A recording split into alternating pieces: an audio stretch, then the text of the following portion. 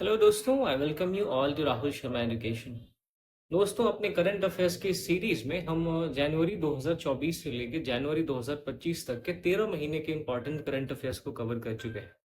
आज के सेशन में हम फरवरी 2025 के उन सारे इंपॉर्टेंट करंट अफेयर्स को देखेंगे जो अपकमिंग एग्जाम्स के लिए हमारे लिए बहुत ज़्यादा इंपॉर्टेंट हो जाते हैं।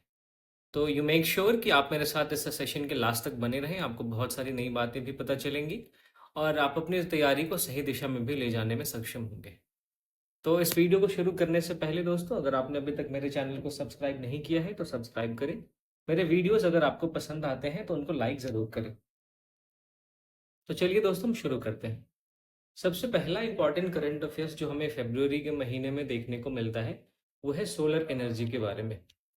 दोस्तों, दरअसल इंडिया ने एक हिस्टोरिक माइलस्टोन को अचीव करते हुए पहली बार जो इंस्टॉल्ड सोलर पावर कैपेसिटी है वो 100 गीगावाट को अचीव कर लिया है। इस वजह से सोलर एनर्जी हमारे लिए इम्पॉर्टेंट हो जाता है। अगर हम सोलर एनर्जी की बात करें तो हमें सन से जो एनर्जी मिलती है उसको अगर हम थर्मल या इलेक्ट्रिकल एनर्जी में कन्वर्ट कर लेते हैं तो उसी को हम सोलर एनर्जी कहते हैं। और ये दो तरीकों से किया जाता है, एक तो फोटोवोल्टेइक सेल्स के माध्यम से, दूसरा सीएसपी सिस्टम के माध्यम से, जिसको हम कॉन्सेंट्रेटिंग सोलर पावर सिस्टम कहते हैं। फोटोवोल्टेइक सेल्स के माध्यम से हम देखते हैं कि सोलर पैनल्स को इंस्टॉल किया जाता है और इसी की मदद से जो सन की एनर्जी होती है उनको ट्रैप करके हम इलेक्ट्रिसिटी में कन्वर्ट करते हैं।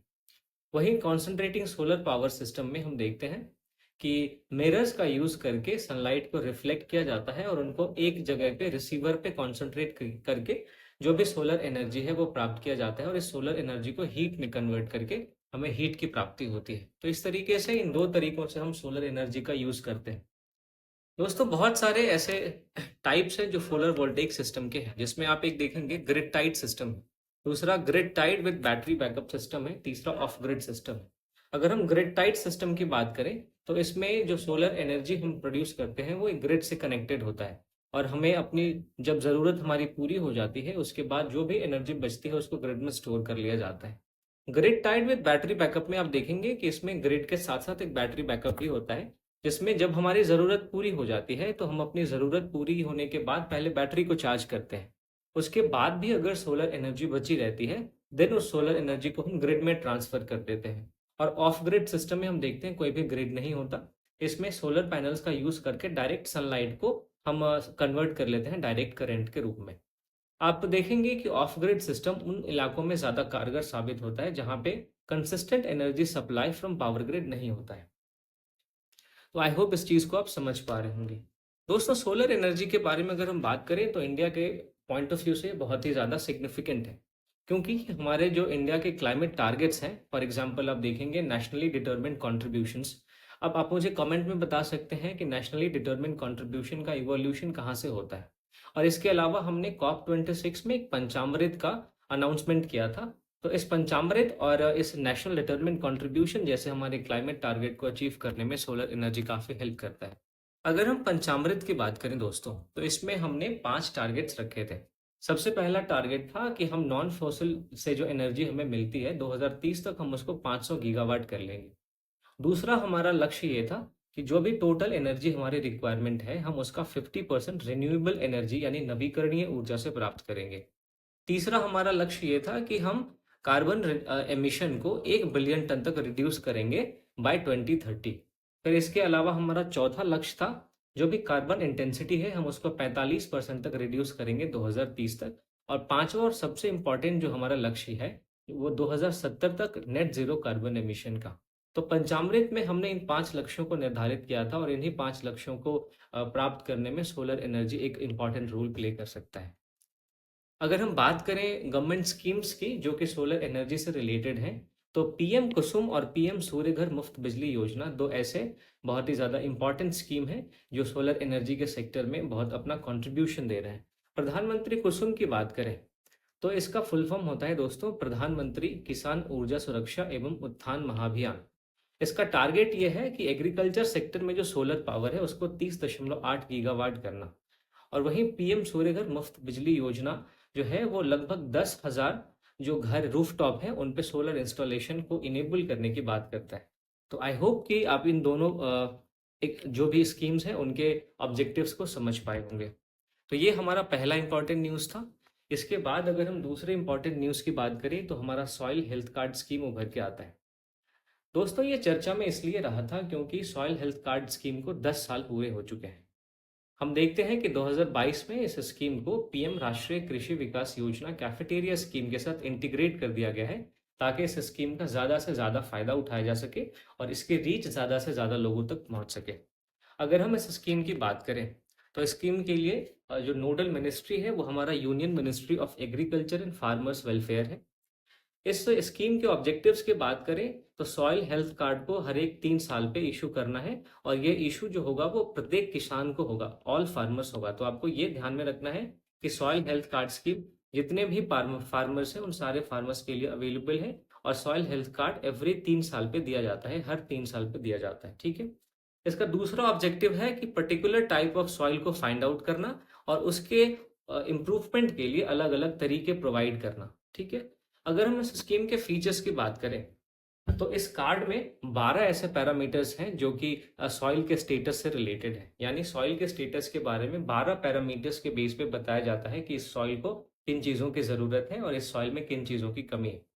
फिर इसमें एक village level soil testing lab को भी सेटअप करने की बात की गई है। अगर हम इस स्कीम के इम्प्लीमेंटेशन की बात करें तो इस स्कीम को जो भी रिस्पेक्टिव स्टेट है, जिस स्टेट में ये स्कीम लागू होगी, उस रिस्पेक्टिव स्टेट का डिपार्टमेंट ऑफ एग्रीकल्चर इस स्कीम को इम्प्लीमेंट करने का काम करेगा। तो ये दोस्तों सॉइल हेल्थ कार्ड स्कीम के बारे में था। मैं उम्मीद करता हूँ चीज़ें आपको क्लियर हो रही होंगी। अगला important news wetland accredited cities के बारे में है। दोस्तों एक हिस्टोरिक न्यूज़ में ये पता चला है कि इंदौर और उदयपुर इंडिया के पहले दो ऐसे स्टेट बन गए हैं, या पहले दो ऐसे सिटी बन, माफ कीजिएगा स्टेट नहीं, पहले दो ऐसी सिटी बन गए हैं जिनको कि वेटलैंड एक्रेडिटेड सिटीज़ के लिस्ट में शामिल किया गया है। आपको ध्यान ये रखना है कि वेटलैंड एक्रेडिटेड सिटीज़ का जो लिस्ट है वो रामसर कन्वेंशन के अंडर में बनाया जाता है।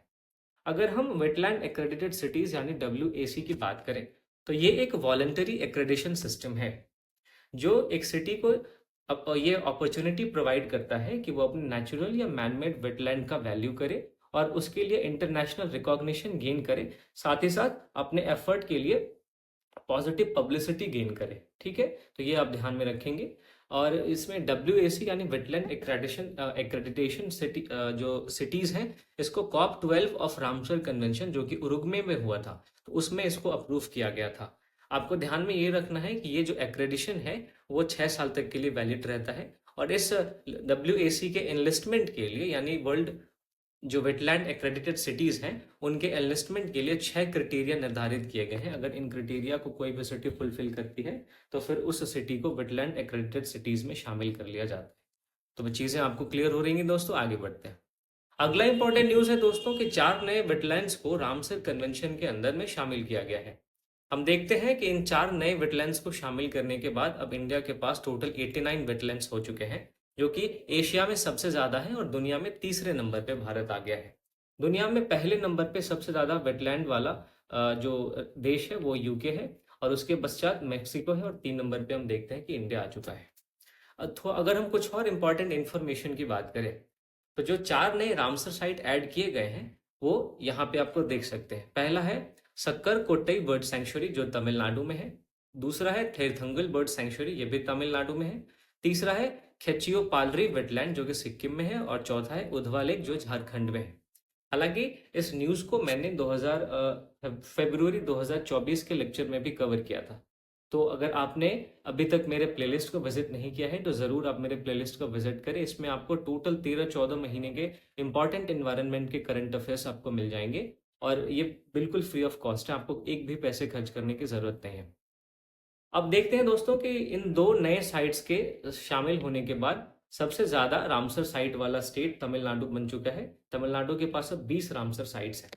ठीक है। फिर सिक्किम और झारखंड को जो भी रामसर साइट अभी शामिल हुए हैं वो सिक्किम और झारखंड के पहले रामसर साइट है। तो सिक्किम में आप देखेंगे जो खेचियो पालरी वेटलैंड है ये सिक्किम का पहला रामसर साइट है। साथ ही साथ जो उधवा लेक है झारखंड का वो भी झारखंड का पहला रामसर साइट है।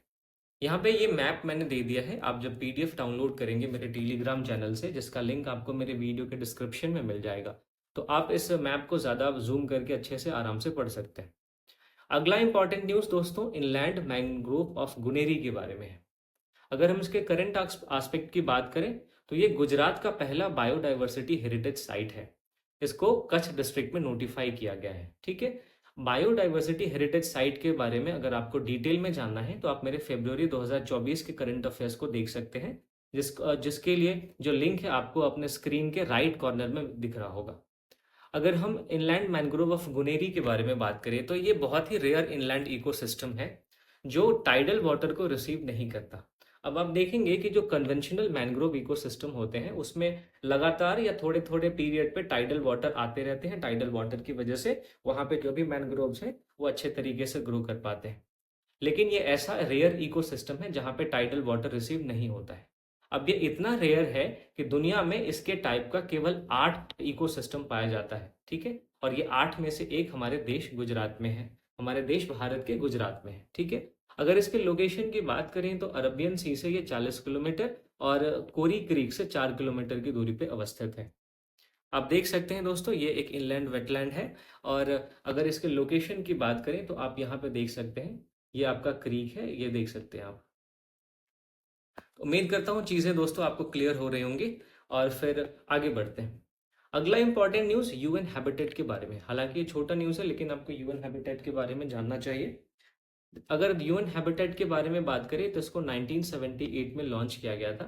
इसके एम की बात करें तो ये सोशली और एनवायरमेंटली जो सस्टेनेबल टाउन्स एंड सिटीज़ हैं उनको प्रमोट करता है। साथ ही साथ ये इस बात को इंश्योर करता है कि जितने भी लोग हैं सिटीज़ के अंदर उन सबको एडिक्वेट शेल्टर मिल सके। ठीक है। तो ये आप ध्यान में रखेंगे। इसके अलावा एक इंपॉर्टेंट न्यूज़ C40 सिटीज़ के बारे में है। C40 सिटीज़ दोस्तों एक ऐसा ग्लोबल नेटवर्क है जिसमें दुनिया भर के जो लीडिंग सिटीज़ हैं उनके 100 मेयर्स शामिल होते हैं। ओके। और ये इस तरीके से काम करते हैं, जो भी क्लाइमेट क्राइसिस हो रहा है उनका उनका कन्फ्रंटेशन करते हैं और साथ ही साथ इन क्लाइमेट क्राइसिस से निपटने के लिए एक्शंस बताते हैं या एक्शन लेते हैं। C40 सिटीज में हमारे देश के 6 शहर शामिल शामिल हैं, जिसमें आप देखेंगे Bengaluru, Chennai, Delhi national capital territory, फिर जयपुर है, मुंबई है। तो ये कुछ ऐसे शहर हैं जो C40 सिटीज में शामिल हैं। अगला इंपॉर्टेंट न्यूज़ दोस्तों एग्री NBSAPs के बारे में है। अगर हम एग्री NBSAPs के बारे में बात करें तो इससे पहले मैं आपको NBSAPs के बारे में बताता हूँ। NBSAPs जो है दोस्तों इसको national biodiversity strategies and action plan कहते हैं। इसको मैंने अपने ही करंट अफेयर्स में बहुत डिटेल में डिस्कस किया है, तो यहाँ पे मैं इस पे ज़्यादा फोकस नहीं करने वाला हूँ। आप मेरे प्लेलिस्ट को विजिट कर सकते हैं या फिर आपने जो भी टेलीग्राम से मेरे PDF डाउनलोड किया होगा वहाँ से आप इसको एक्सेस कर सकते हैं और इसको रिवाइज कर सकते हैं। यहाँ पे हम मेनली एग्री NBSAPs के बारे में बात करेंगे। तो इसका करंट एस्पेक्ट ये है दोस्तों कि फूड एंड एग्रीकल्चरल ऑर्गेनाइजेशन ने एग्री NBSAPs को लॉन्च किया है कोलंबिया गवर्नमेंट के साथ मिलके और कन्वेंशन ऑन बायोडाइवर्सिटी इनके साथ मिलके। ठीक है। अगर हम इसके बारे में बात करें तो ये गवर्नमेंट्स को असिस्ट करने का लक्ष्य रखता है ताकि जो भी एग्री फूड सिस्टम है और जो national biodiversity strategies and action plan है इन दोनों को इंटीग्रेट कर सके और अच्छे से इम्प्लीमेंटेशन इसका कर सके। ठीक है। अब एग्री फूड सिस्टम में आपको समझाता हूँ क्या होता है। तो फार्म से हमारे लेके जो हमारे ये मान लीजिए कि एक फार्म है जहाँ पे कोई भी चीज़ प्रोडक्शन किसी भी चीज़ का प्रोडक्शन हो रहा है, तो यहाँ से लेके हमारे प्लेट तक पहुँचने में जितने भी सिस्टम शामिल होते हैं, जितने भी प्रोसेसेस शामिल होते हैं, वो सभी एग्री फूड सिस्टम का हिस्सा है। ठीक है। तो एग्री फूड सिस्टम को हम अपने biodiversity strategic and action plan से अगर हम इंटीग्रेट कर दें तो हम ज़्यादा अच्छे तरीके से अपने बायोडाइवर्सिटी को कंजर्व कर पाएंगे, अपने एग्री फूड सिस्टम को कंजर्व कर पाएंगे, ज़्यादा से ज़्यादा लोगों के लिए जो फूड है उसको अवेलेबल करवा पाएंगे और साथ ही साथ हमारा बायोडाइवर्सिटी का लॉस भी नहीं होगा। तो इसका ये पर्पज़ है। अगला इंपॉर्टेंट न्यूज़ दोस्तों चैंपियंस ऑफ एनिमल प्रोटेक्शन, इसके बारे में।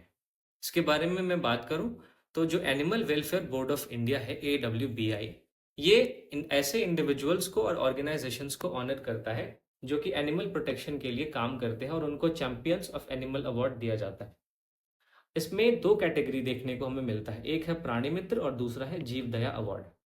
अगर हम animal welfare board of India की बात करें तो इसको prevention of cruelty to animals act 1960 इसके अंडर में स्टैब्लिश किया गया था और इसको रुक्मिणी देवी अरुणडेल जो कि एक वेल नोन ह्यूमैनिटेरियन है उनके बहुत ज़्यादा प्रयास के बाद इसको इस्टेब्लिश किया गया था। ये आप ध्यान में रखेंगे।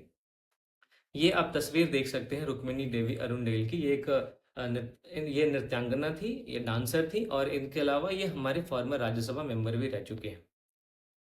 तो ये दोस्तों animal welfare board of India के बारे में था और चैंपियंस ऑफ एनिमल प्रोटेक्शन के बारे में। अगला इंपॉर्टेंट न्यूज़ F11 बैक्टीरिया के बारे में निकल के आता है। अब ये चर्चा में इसलिए है दोस्तों क्योंकि इससे वैज्ञानिकों ने पता लगाया है कि पर एंड पॉलीफ्लोरोएल्काइल सब्सटेंसेस, जो कि फॉरएवर सब्सटेंसेस कहे जाते हैं क्योंकि ये ऑलमोस्ट इंडिस्ट्रक्टिबल होते हैं, तो इनके 3 टाइप जो हैं उनको डिग्रेड करने का काम ये F11 बैक्टीरिया करता है। तो ऐसे सब्सटेंस जो एक तो पोल्यूटेंट हैं और ऑलमोस्ट इंडिस्ट्रक्टिबल हैं, अगर ऐसे सब्सटेंसेस को कोई भी बैक्टीरिया डिग्रेड करता है तो वो बैक्टीरिया हमारे लिए अटमोस्ट इंपॉर्टेंस का हो जाता है। ठीक है, इस बैक्टीरिया के बारे में अगर हम बात करें तो ये एरोबिक बैक्टीरिया है, यानी ऑक्सीजन के प्रेजेंस में जीता है। ये हमारे बायो ऑगमेंटेशन जो है उसको एड कर सकता है, उसको उसमें सहायता कर सकता है ताकि हम वेस्ट वाटर ट्रीटमेंट अच्छे से कर सकें। अगर हम बायो ऑगमेंटेशन के बारे में बात करें तो जब भी हम किसी रिकैल्सिट्रेंट मॉलिक्यूल को बायोडिग्रेड करने के लिए किसी माइक्रो ऑर्गेनिज्म को ऐड करते हैं तो हम इसको बायो ऑगमेंटेशन कहते हैं। दोस्तों बायो ऑगमेंटेशन कुछ नहीं, ये बायो रिमीडिएशन का एक टाइप है जो कि बायो रिमीडिएशन को स्पीड अप कर देता है। जो क्लीन अप प्रोसेस है, यानी किसी भी वेस्ट को अगर हम ट्रीट कर रहे हैं तो उस वेस्ट के ट्रीटमेंट में जिस हम माइक्रो ऑर्गेनिज्म का इस्तेमाल करते हैं तो उसको बायो रिमीडिएशन कहते हैं। और इसी बायो रिमीडिएशन के प्रोसेस को स्पीड अप करने में बायो ऑगमेंटेशन काम आता है, और इसी प्रोसेस को यानी स्पीड अप करने वाले प्रोसेस को हम बायो ऑगमेंटेशन कहते हैं। तो ये जो F11 बैक्टीरिया है ये बायो ऑगमेंटेशन में हमारी मदद कर सकता है। तो इस वजह से ये बैक्टीरिया काफ़ी इंपॉर्टेंट हो जाता है। अगर मैं पर एंड पॉलीफ्लोरो एल्काइल सब्सटेंसेस यानी PFAS इसकी बात करूं तो इनको फॉरएवर केमिकल्स भी कहते हैं और ये ऑलमोस्ट इंडिस्ट्रक्टिबल होते हैं। तो इसलिए चूंकि इनका डिग्रेडेशन इन बैक्टीरियाज के माध्यम से पॉसिबल है, इस वजह से ये बैक्टीरिया काफ़ी ज़्यादा हमारे लिए इंपॉर्टेंट हो जाते हैं। ये F11 बैक्टीरिया के बारे में था। अब हम बात करते हैं शैलो डेप्थ अर्थक्वेक इन दिल्ली। हमने देखा कि दिल्ली में शैलो डेप्थ के अर्थक्वेक आए। अगर हम इस अर्थक्वेक की बात करें तो ये एक इंट्रा प्लेट इवेंट था जो इन सीटू मटेरियल हेटेरोजेनिटी इसका रिजल्ट था। इन सीटू मटेरियल हेटेरोजेनिटी का मतलब ये है कि दिल्ली जिस जगह के जिस प्लेट के ऊपर है उस प्लेट में जो भी मिनरल है, जो भी मटेरियल है, उनके फिजिकल प्रॉपर्टीज में चेंज आने की वजह से जो अर्थक्वेक आया था हम उसी को इंट्रा प्लेट इवेंट कहते हैं और इसी को हम इन सीटू मटेरियल हेटेरोजेनिटी का नाम देते हैं। यानी किसी प्लेट में जो भी मटेरियल पहले से हैं उन मटेरियल्स के फिजिकल प्रॉपर्टीज में जब चेंज आता है तो उस चेंज की वजह से जो भूकंप आते हैं हम उनको इंट्रा प्लेट इवेंट या इंट्रा प्लेट अर्थक्वेक कहते हैं। अब दिल्ली के बारे में बात करें तो ये सीस्मिक जोन 4 में है। ये हमारे देश में सेकंड हाईएस्ट है दोस्तों, आपको ध्यान में रखना है। अगर हम अपने देश में टोटल जोन्स की बात करें तो टोटल अभी हमारे देश में 4 सीस्मिक जोन्स हैं और चौथे में आता है दिल्ली जो कि सबसे खतरनाक जोन है। पहले दोस्तों हमारे देश में 5 सीस्मिक जोन हुआ करते थे, लेकिन पहले और दूसरे सीस्मिक जोन को मिला के एक ही जोन बना दिया गया है, इसलिए वर्तमान समय में हमारे देश में 4 सीस्मिक जोन है। अब दिल्ली अर्थक्वेक प्रोन क्यों है, क्यों दिल्ली में इतने ज्यादा भूकंप आते हैं, तो इसके कई सारे रीजन हमें देखने को मिलते हैं। सबसे पहला रीजन तो यह है कि दिल्ली जो है वो Indian Eurasian plate collision zone के बहुत नजदीक में है। हम देखते हैं कि इंडियन प्लेट और यूरेशियन प्लेट ये दोनों एक दूसरे के साथ कन्वर्ज कर रहे हैं, तो इनके कन्वर्जेंस की वजह से एक ऐसा जोन बनता है जहां पे हमेशा भूकंप आने की संभावना रहती है, और इसी जोन के निकट होने की वजह से, नियर होने की वजह से दिल्ली में जो है वो अर्थक्वेक प्रोन बन जाता है। दूसरा इसका कारण ये हो सकता है कि दिल्ली में बहुत सारे फॉल्ट सिस्टम्स हैं, जैसे हरिद्वार रिज है, अरावली फॉल्ट सिस्टम है, तो इन फॉल्ट सिस्टम के होने की वजह से भी दिल्ली में अर्थक्वेक आते हैं। तीसरा यह है कि दिल्ली जो एनसीआर है वो एल्यूवियल सॉफ्ट एल्यूवियल सॉइल के ऊपर सेट है, यानी वहां पे सिचुएटेड है, तो इसकी वजह से जो भी सीस्मिक वेव्स होते हैं वो उनका एम्पलीफिकेशन हो जाता है, यानी कि जितना हमें नुकसान होना चाहिए वो नुकसान थोड़ा सा बढ़ जाता है, बिकॉज दिल्ली जो है वो सॉफ्ट एल्यूवियल सॉइल के ऊपर सेट है। तो ये 3 ऐसे कारण हैं जो दिल्ली को अर्थक्वेक प्रोन बनाता है।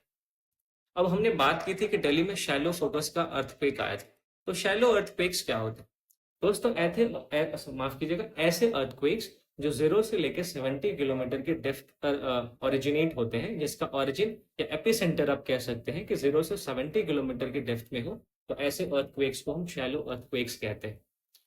इसके अलावा डीप फोकस अर्थक्वेक्स भी होते हैं और एक मीडियम फोकस अर्थक्वेक भी होते हैं। तो चूंकि शैलो अर्थक्वेक जो होते हैं इनका डेप्थ बहुत कम होता है, सरफेस से इनकी प्रॉक्सिमिटी यानी सरफेस से इनकी निकटता बहुत ज्यादा होती है। इसकी वजह से शैलो अर्थक्वेक से काफी ज्यादा डैमेज हुआ। अब इस न्यूज को पढ़ने के बाद ये आपकी जिम्मेदारी बनती है कि आप जाके अर्थक्वेक को रिवाइज करें, ताकि करंट के साथ साथ आपका स्टैटिक का पोर्शन भी कवर हो जाए, है ना। चलिए आगे बढ़ते हैं। अगला जो न्यूज है वो काफी इंपॉर्टेंट है, बिकॉज ये न्यूज बताता है कि अर्थ के मैग्नेटिक नॉर्थ पोल में शिफ्ट हो रहा है। देखिए करंट ये है कि एक स्टडी के अनुसार ये पता चला है, और इस स्टडी को कंडक्ट करने का काम वर्ल्ड मैग्नेटिक मॉडल ने किया था। तो इस स्टडी के अनुसार जो हमारा मैग्नेटिक नॉर्थ पोल है वो साइबेरिया के टुवर्ड्स शिफ्ट कर रहा है, तो ये पता चला है। अब मैं आपको एक चीज बताता हूँ, मैग्नेटिक नॉर्थ पोल अलग है और ज्योग्राफिक हमारा जो नॉर्थ पोल है वो अलग है। तो मैग्नेटिक नॉर्थ पोल हमारा ऐसा नॉर्थ पोल है जहां पे अर्थ की मैग्नेटिक फील्ड लाइंस अर्थ में हमारे एंटर करती है। अब ये देखिए, अगर ये अर्थ है तो हमारे अर्थ की अपना एक मैग्नेटिक फील्ड है, और जहां से ये मैग्नेटिक फील्ड लाइन एंटर करती है नॉर्थ में, इसको मैग्नेटिक नॉर्थ कहते हैं। और साउथ में जहां से ये एंटर करती है हम इसको मैग्नेटिक साउथ कहते हैं। तो ऐसे जहां से अर्थ का मैग्नेटिक फील्ड लाइंस अर्थ के अंदर एंटर करती है हम उसको मैग्नेटिक नॉर्थ पोल कहते हैं। अब ये हम अगर नॉर्दर्न हेमिस्फीयर की बात करें। वहीं अगर ज्योग्राफिकल नॉर्थ पोल जो होता है वो नॉर्थ में एक ऐसा पॉइंट होता है जहां पे जितने भी लॉन्गिट्यूड्स होते हैं वो कन्वर्ज करते हैं। तो ये मैग्नेटिक नॉर्थ पोल और ज्योग्राफिकल नॉर्थ पोल में अंतर है, ये आप ध्यान में रखेंगे। अब हम अर्थ के मैग्नेटिक पोल के बारे में बात करें, जो कि हमने अभी देखा कि स्टडी से पता चला है कि वो साइबेरिया के टुवर्ड्स शिफ्ट हो रहा है। तो अर्थ के मैग्नेटिक पोल के बारे में सबसे पहले 1831 में जेम्स क्लार्क रॉस ने इसको डिस्कवर किया था, और तब से ये जो है ग्रेजुअली शिफ्ट हो रहा है। अगर हम अर्थ के मैग्नेटिक पोल की बात करें तो ये हर कुछ मिलियन सालों में रिवर्स हो जाता है। और अगर हम पैलियो मैग्नेटिक रिकॉर्ड्स की बात करें तो अर्थ का जो मैग्नेटिक फील्ड है या जो मैग्नेटिक पोल है वो 183 टाइम्स अभी तक रिवर्स हो चुका है। आप जब सी फ्लोर स्प्रेडिंग थ्योरी पढ़ेंगे ओशनोग्राफी में, तो उसमें भी आप देखेंगे कि जहां पे भी मिड ओशनिक रिजेस होते हैं उन रिजेस के दोनों तरफ की जो चट्टान होती है, जो रॉक्स होते हैं, उनके पोलैरिटी में आप देखेंगे कि सिमिलैरिटी पाई जाती है। आप अगर ये मान लीजिए मिड ओशनिक रिज है, तो अगर यहाँ से अगर सेम दूरी पे दोनों तरफ आप जाएंगे तो इनकी पोलैरिटी एक अगर ऐसे है, एक की ऐसे है, और थोड़ी दूर पे जाएंगे तो ये पोलैरिटी उल्टा हो जाती है। इससे पता चलता है कि हमारे अर्थ की जो मैग्नेटिक पोलैरिटी है, जो मैग्नेटिक हमारा पोल है, वो रिवर्स होता रहता है कुछ मिलियन सालों में। अब इस रिवर्सल के कई सारे इम्प्लीकेशंस हमें देखने को मिल सकते हैं। देखिए आप कि जब ये अर्थ का मैग्नेटिक पोल रिवर्स होता है तो हमारा नेविगेशन सिस्टम है वो बहुत ज़्यादा डिस्टर्ब हो जाता है, क्योंकि कंपास जो है वो तो हमेशा नॉर्थ साउथ शो करता है। तो जब मैग्नेटिक पोल है रिवर्स हो जाएगा तो कंपास ढंग से काम नहीं करेगा और हमें नेविगेशन सिस्टम में काफ़ी एरर्स देखने को मिलेंगे। फिर बहुत सारी ऐसी माइग्रेटोरी स्पीशीज हैं जिन जो कि इस अर्थ के मैग्नेटिक फील्ड का यूज करके माइग्रेशन करती है, और फिर मैग्नेटिक फील्ड का यूज करके अपने वापस हैबिटेट में आ जाती है। तो अगर मैग्नेटिक पोल रिवर्स होता है तो फिर इन माइग्रेटरी स्पीशीज पे भी काफी इम्पैक्ट पड़ेगा। इसके अलावा हम देखेंगे हैं कि सोलर स्टॉर्म्स का रिस्क भी बढ़ जाता है, और इसकी वजह से सैटेलाइट्स और जो हमारे पावर ग्रिड है उनको काफी नुकसान होने का खतरा उत्पन्न हो जाता है।